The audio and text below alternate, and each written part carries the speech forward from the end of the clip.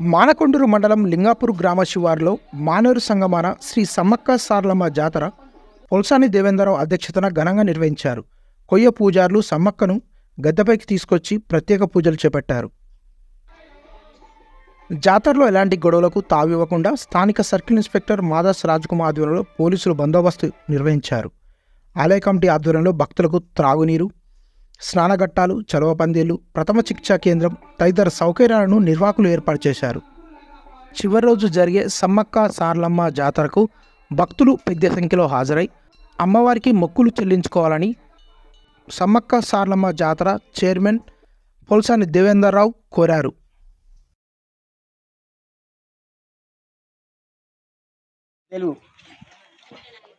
అంటే ఈ శివాలయంతో పాటు సమ్మక్క సారక్క గద్దెలు నెలకొల్పి ప్రజల సౌకర్యార్థం దేవేంద్రరావు గారికి ఉన్నటువంటి సొంత భూమిలో కొంత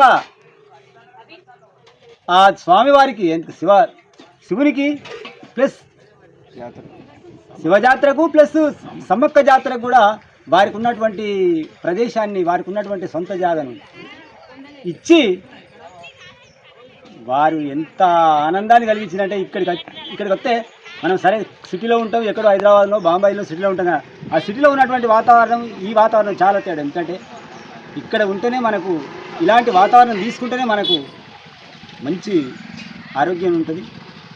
ఇలాంటి సమస్యకి ఇంకా కూడా కొంతమంది, ఎందుకంటే ఆయన ఒక్కడే చేయడం కాదు, మనం కూడా వారికి తోడు నిలబడి ఈ యొక్క జాతరను సవినయంగా సాగించాలని నేను మీ అందరినీ కోరుకుంటాను. ఎట్లా అంటే ఇక్కడ పక్కనే ఉన్నటువంటి మానేరు అవతల గొల్లపల్లి, చేగుర్తి, నారాయణరావుపల్లె, ముగ్దుంపూర్, బెల్ది, లక్ష్మీపూర్, రంగపేట, లింగాపూర్, అన్నారం, మానకొండూరు మండల్లో ఉన్నటువంటి దాదాపుగా 50% గ్రామాలు, అంటే ఒక సగం గ్రామాలు ఇక్కడ ఎంత మంచి వాతావరణం ఉన్నదంటే అంత మంచి వాతావరణం ఉన్నది. కాబట్టి ఈ వాతావరణానికి అందరూ కూడా ఇక్కడికి వచ్చి మాతను దర్శించుకొని పోతారు.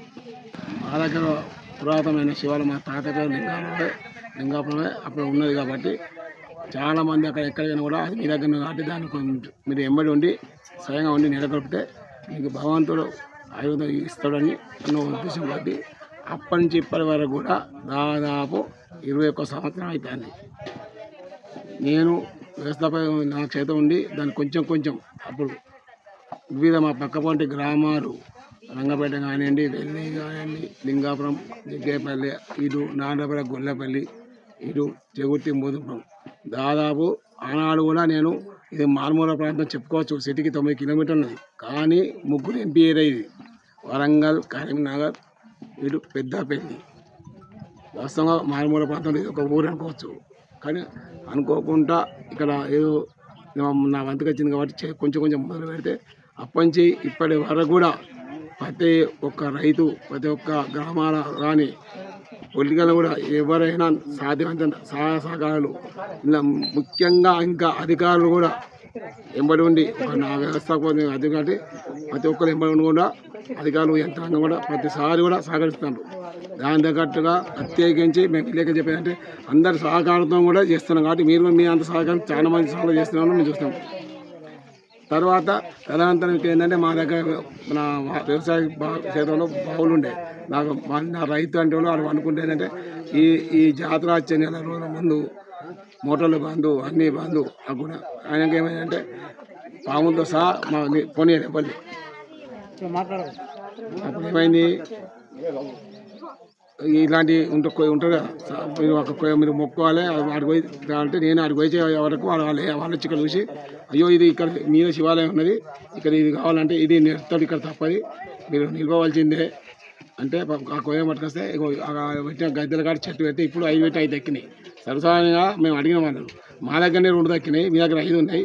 ఇది అంతా ప్రశాంతమైన జాగా, రాను 30 కిలోమీటర్ల వరకు ఉండవచ్చు ఇది అని చెప్పిన ప్రకారంగానే జరుగుతుంది. దాని నుంచి ఇప్పటి వరకు నేను చేసుకుంటే మొత్తం అందరి సహకారం ఉన్నది. అయితే మొన్న కూడా ఎంపీ గారిని అడిగిన 2 సార్లు ఈ గతం ఉందో ఇది అధికారికంగా చేసుకోవాలి. ఇది ఒక ఊరు కాదు, ఒక గ్రామం, ఒక మండలం కాదు. నా సాధారణ వరకు నేను ఇస్తాను. కొంచెం గవర్నమెంట్ నేను నాది కూడా ఇస్తాను కదా. మీ దగ్గర మీరు ఉన్న వరకు మీ తొవ్వ తీసుకొని నాది పరంగా నేను ఇస్తాను.